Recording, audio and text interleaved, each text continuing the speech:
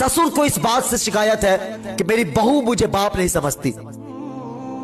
सास को इस बात से एतराज है कि मेरी बहू मुझे मां कह के नहीं बुलाती, मेरी बहू मुझे मां नहीं समझती है।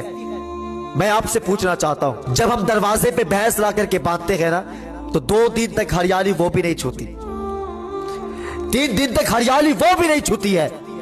मेरे भाई, ये तो इंसान होती है ना, 25 साल वतन छोड़ करके आई है, इसने भाई बहन छोड़ करके आई, इसे भाई बहन की जरूरत है।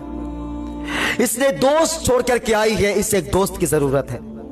इसने माँ बाप छोड़ करके आई है, इससे माँ बाप की जरूरत है। लेकिन माँ बाप की कमी पूरी करने के बजाय अगर इससे दूध जल जाए तो तुम उसको माई की कताना देने लगते हो। जरा से खाना जल जाए तो तुम उसके कभी माँ की परवरिश पे उंगली उठाते हो, कभी बाप की परवरिश पे उंगली उठाते हो।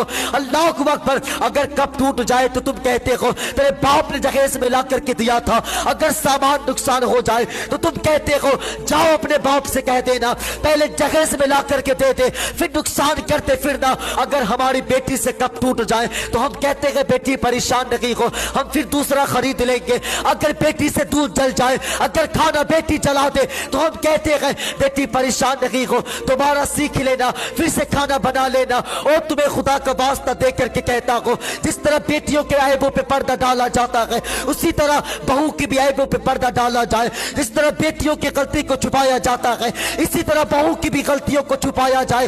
और तुम्हें खुदा का वास्ता अगर आज के बाद बहू से दूध जल जाए, आज के बाद बहू से कप टूट जाए तो सर पे हाथ रख देना और कहना बेटी परेशान नहीं हो, खुदा देगा तो दोबारा खरीद लेंगे। खुदा की कसम खा के कहता हो ये जुमले तुम्हारे होंगे और बेटी बनकर बहू दिखा देगी।